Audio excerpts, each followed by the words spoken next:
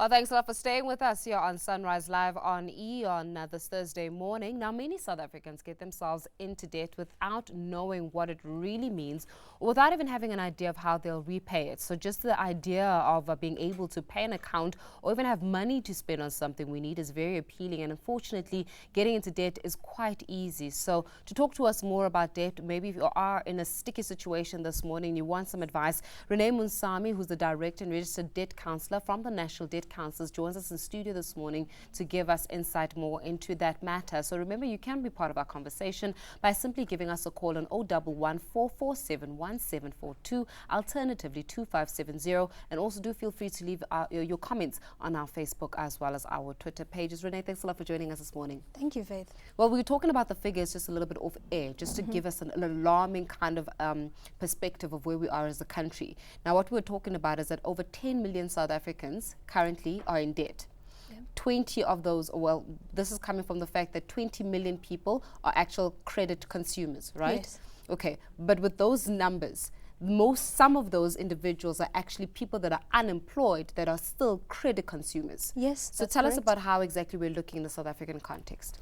Well, like you were saying, over 20 million credit active consumers in South Africa, and about half of them, or 10 million, are behind on at least one of their financial obligations.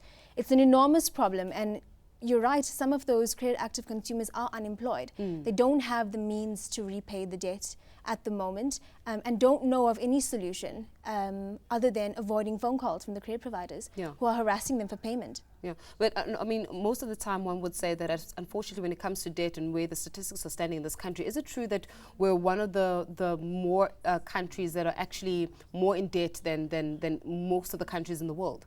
That's right, and I think it stems from, one, the cost of living, things like transport, food, electricity. Those expenses are increasing faster than the average income. Another contributor would be credit providers who offer credit facilities to consumers who do not have the means to repay it. It's often referred to as reckless lending, and it's against the law in South Africa.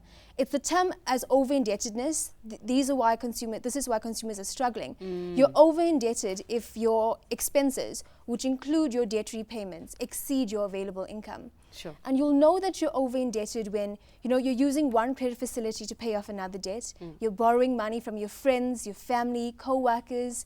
You're seeking out loan sharks for short-term loans, dodging phone calls. Those things indicate that you're over-indebted. But then that's where you guys come in as debt counselors. So in other words, when you're talking about the actual practice of debt counseling or the work of debt counselors, what exactly do you guys do? How do you guys exactly assist my situation?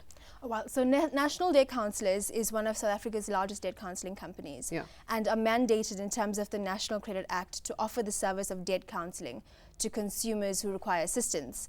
So debt counselling is a process where you immediately reduce your monthly repayment toward your debt.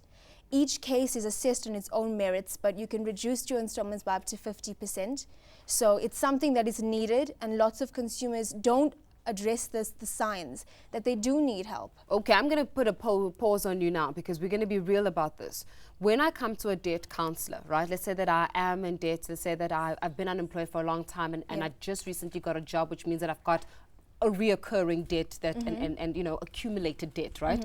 I come to you as a debt counselor, say, guys, this is my problem right now. You then, or do you step in and help with regards to ensuring that I pay 50% less of what I was supposed to be paying initially? What we do is we make sure that you pay the amount you can actually afford. Yeah. That's what we want. We want the consumer to pay the amount that they can afford, not the amount that they're being forced to pay contractually by a credit provider when it's now beyond their means to pay. I'm even thinking of like car installments. You know for a fact that when it comes to repossessions, cars are the major one, and we often find people getting themselves in sticky situations because they simply cannot make that month-end payment. It's true, Faith, and one of the reasons that debt counselling is such a good process to follow is because it protects your assets, your vehicle, your home, your furniture, those things. Not only that, the creditors are no longer permitted to contact the client. They have to contact us. So the client doesn't have to go through those harassing calls for payment. When it comes to, this issue of prescribed debt, and we're speaking a little bit about prescribed debt, where you've got the debt that it's like a written off kind of debt, and that happens after 2 years, but yet people still get harassed. Just explain the process of prescribed debt. So if a creditor is contacting you for payment and all of a sudden, you stop making payment, the creditor is not contacting you for payment, after a period of time, as per the National Credit Act, that debt becomes prescribed or written off, like you said, and it's listed on your credit record. After a specific period of time, if there is no contact or any attempt from the credit provider to contact you to address the payment, then that debt needs to be written off and taken off your record. Okay, on that note, what if there is no creditor that actually contacts me for 2 years and they come back after 5 years and they want to talk to me about a debt that was accumulated 5 years ago? Is that also illegal? Illegal, yes, I guess, but you could explain it in different ways. Yeah. I mean, there's different methods of trying to contact a consumer, not just by telephone or, there's correspondence by mail, by email, whichever details you've given to your credit provider. Yeah. But as long as they can prove means that they've tried to contact you, then yes, they can claim the debt. Yeah. But this is important that consumers are aware of, what solutions are out there, what it means, prescribed debt, what you can do about it. If you're struggling to make that repayment, you need to contact someone for an assessment. Absolutely. And then the consolidation aspect of it comes in, and many other times we get the terminology mixed up. When you're consolidating my debt, what does that mean? And versus, we've just spoken about what debt counselling is, in other words, reducing it by even 50%, where you pay what you can afford. Yeah. When you speak about debt consolidation, exactly what's that? Debt consolidation is when you take out more credit to repay your credit providers. You're essentially just taking out a new loan to pay your old debt, but you still have to repay that debt with interest and fees. So you just end up moving debt around, and it doesn't really address the issue of repaying the debt. Yeah. So you guys are not for debt consolidation? No, what we do is, the client makes a reduced payment toward their debt on a monthly basis, and that amount is distributed to their credit providers based on an agreed payment plan that is negotiated on their behalf. So we've got a good relationship, National Debt Counsellors, with the majority of the credit providers in South Africa. So it will enable us to, negotiate a reduced installment, interest, and associated fees, so to bring the installment back to within your affordability. Yeah, when looking at some people that have been blacklisted, and often cases, I'm sure that with the growing economic climate or with the sort of the uncertainty around the working market, when it comes to being blacklisted, how do I rectify that once I am blacklisted? How do I get my name cleared, and how long does that process take? I think there's a lot of misconception when it comes to being blacklisted. Yeah. If you're struggling to repay your debts and you are over indebted, then you're probably already blacklisted with the credit bureaus and credit providers, and you will not be able to obtain further finance. And it's important that consumers understand that aspect, that they're not going to be able to obtain further finance. So they need to seek out alternative means of, trying to recuperate their financial status and coming back to a place where they are able to afford to repay for this debt. Well, obviously we took this conversation as well to social media, and we ask you as a viewer to also give us insight in terms of why is it as a country, we're that country that is fast growing in debt. Many of us are in debt, and what are we doing wrong as a society? How do we fix it? I'm going to bring Penny into this discussion to join us there, who's going to give us insight from what's happening on social media. Penny? Okay, Rene, very interesting. So I'm going to give you about 3 comments. We asked our viewers, why do you think South Africans are in so much debt? And Lebogang says, because of the poor background, you find that there's only one person working in a family, not earning enough money. People end up getting themselves in debt because they have to provide for a lot. That's one.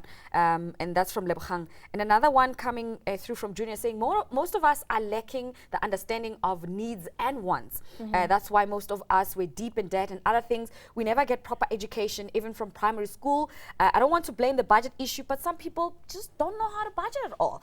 And then lastly, another one coming through from Princess. Princess, okay, I've lost that one.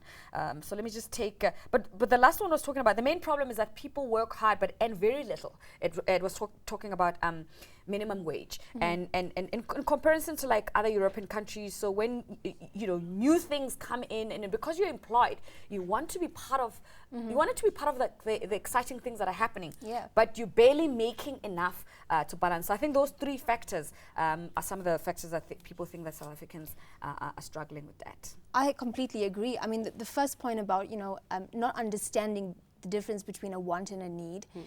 Debt counselling is a process that is put in place to rehabilitate the consumer, to teach them about, budgeting. What do you need? How much do you need for education fees, for clothing, for bank charges? Consider all the things that you're not considering when you're going out and trying to get a debt.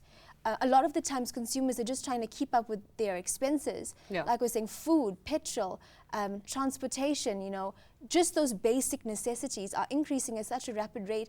The average income isn't increasing like that. So there has to be a push and pull. And if there's no, you know, extra income to accommodate for it, then the consumer is going to seek out credit. And I think the rehabilitation process is good and well, but now we're trying to fix a problem that's already big. And a lot of people have psychologically accepted that, you know what, actually, I can't live without debt. I'm just going to get into debt. How do we change that mindset? We teach the consumer to budget. You know, you need to have a budget in place so that we can understand how much do you actually have available to repay your debt. And the process is designed to help the consumer get back onto their feet afterward. It's designed to make them debt-free. It's a good step toward financial freedom to help them secure a better future for themselves and their families later on. I think it's important that people understand that the application process for debt review isn't there to say, well, you're at the bottom now and this is your last resort. Yeah. It should be your first resort if you're struggling to get you back onto your feet, because it's a means to do so. That's a very interesting point. And thanks for those comments there, Penny. But a very interesting point looking at how perhaps debt counselling is not there to say that you are to judge and to say that you've done wrong, you're in trouble, but rather it can actually be used as a preventative measure, even an accountability partner when it comes to my debt. These are my expenses, this is my income. How do I make sure that I am financially free, which I'm sure is a reality that not many South Africans are actually privy to, unfortunately. You're absolutely right, and a lot of consumers don't want to speak about it. Yeah. But like the stats we were discussing earlier, so many people are in the same boat, and they all need the assistance. And I'm saying that if you're struggling to pay your debt, if it's a credit card, a loan, vehicle finance, home loan, clothing account, any debt that you're struggling to repay, you should consult us for a free assessment. Yeah.